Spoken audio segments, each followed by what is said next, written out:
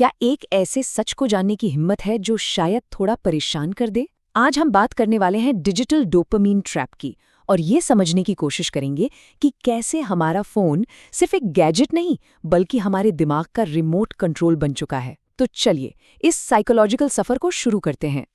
ये लाइन सुनने में शायद बहुत ड्रामेटिक लगे, लेकिन यही आज की हकीकत है। इसी को कहते हैं डिजिटल डोपामाइन ट्रैप।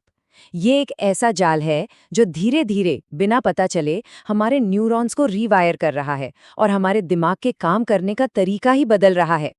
कभी ये महसूस किया है कि पूरा दिन सोफे पर बैठकर सिर्फ रील्स ही तो देखी हैं और फिर भी शाम को ऐसा लगता है जैसे पता नहीं कितना काम कर लिया हो?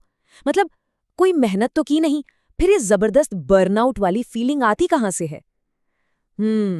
इसका जवाब हमारे दिमाग की केमिस्ट्री में ही छिपा हुआ है। यही इस पूरी पहेली का सेंटर पॉइंट है।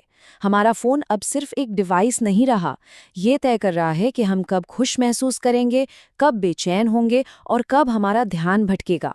ये हमारे दिमाग को सही मायनों में कंट्रोल कर रहा है।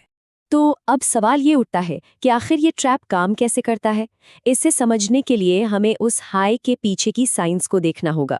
चलिए थोड़ा दिमाग के अंदर चलते हैं और देखते हैं कि असल में हो क्या रहा है। अब ये जो स्क्रीन पर दिख रहा है वो थोड़ा अजीब लग सकता है ना? लेकिन सच तो ये है कि 1950 के दशक के एक लैब वाले चूहे में और आज के एक स्मार्टफोन यूजर में सच कहूं तो कोई खास फर्क नहीं है। देखिए, एक चूहा खाने के लिए लिवर दबाता था और आज हम एक लाइक के लिए स्क्रीन पर टैप करते हैं। मकसद दोनों का एक ही है, दोनों का दिमाग एक ही केमिकल के पीछे भाग रहा है और वो है डोपामाइन। बस तरीका बदल गया है, पर दिमाग की वायरिंग वो आज भी वही पुरानी है। और यही तो इस खेल का सबसे बड़ा सीक्रेट है। जब किसी ऑनलाइन शॉपिंग साइट पर ऐड टू कार्ट पर क्लिक होता है तो असली खुशी उस चीज को खरीदने से ज्यादा उस क्लिक के बाद मिलने वाले रिवॉर्ड की उम्मीद में होती है। हमारा दिमाग उस छोटे से डिजिटल हिट का इतना आदी हो जाता है कि वो एक असली अचीवमेंट और एक मामूली नोटिफिकेशन के बीच का फर्क ही भूल जाता है। तो ठीक है, साइंस तो समझ ली, लेकिन असल जिंदगी में इसके लक्षण क्या हैं? कैसे ये डोपामीन का खेल हमें मेंटली थका रहा है? आइए देखते हैं कि ये हमारे दिमाग को बर्नआउट की सिचुएशन में कैसे धकेल रहा है। क्या कभी ऐसा महसूस हुआ है कि अब खाली बैठना डरावना सा लगता है? जैसे ही फोन साइड में रखते हैं एक अजीब सी बेचैनी होने लगती है। साइकोलॉजिस्ट इसे रेस्ट एंजाइटी कहते हैं।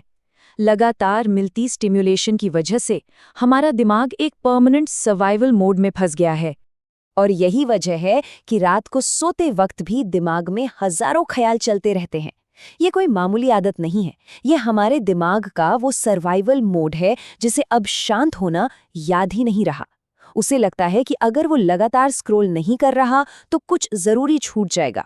हमारा दिमाग, सोचिए, एक ऐसे वेब ब्राउज़र की तरह हो गया है जिसमें 50 अलग-अलग टैब्स खुले हैं और हर टैब एक अधूरा काम है।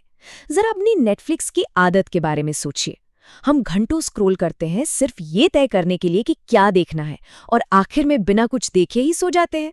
इसे कहते हैं डिसीजन फटीग और ये हमारी मेंटल एनर्जी को फिजिकल काम से भी ज्यादा तेजी से खत्म कर देता है। और जब दिमाग इतना भरा होता है तो वो एक इमोशनल स्पंज बन जाता है। ये इंटरनेट की हर नेगेटिविटी और केओस को अपने अंदर सोखने लगता है। हम सब गहरा सोचना चाहते हैं, लेकिन दिमाग में इतना डिजिटल शोर है कि गहरी सोच के लिए जगह ही नहीं बची। तो अब इस जाल को तोड़े कैसे? क्या इससे बाहर निकलने का कोई रास्ता है? बिल्कुल है। चलिए अब कुछ ऐसे प्रैक्टिकल स्टेप्स पर नजर डालते हैं जिनसे हम अपनी जिंदगी का कंट्रोल वापस अपने हाथ में ले सकते हैं। सबसे पहले ऑफलाइन जाने की ताकत को पहचानना होगा। बाहरी तारीफ के बजाय अपने अंदरूनी विकास पर ध्यान दें। दूसरा, डिजिटल मिनिमलिज्म अपनाएं, मतलब कम ऐप्स, कम नोटिफिकेशंस, कम शोर। और आखिर में जो शायद सबसे ज़रूरी है, खुद को कुछ न करने की इजाज़त देना, क्योंकि इसी खामोशी में दिमाग असल में खुद को रिपेयर करता है। ये बात हमेशा याद रखनी होगी कि इंटरनेट हमारी तरक्की के लिए एक टूल होना चाहिए, न कि लगातार ध्यान भटकाने वाली चीज़। 2026 की इस तेज़ रफ्तार दुनिया में अपने मन की शांति की रक्षा करना ही असली ताकत है। तो एक आखिरी सवाल, इस पूरी बातचीत के बाद क्या लगता है, आप इस डोपामीन ट्रैप के किस हिस्से में सबसे ज्यादा फंसे हुए हैं?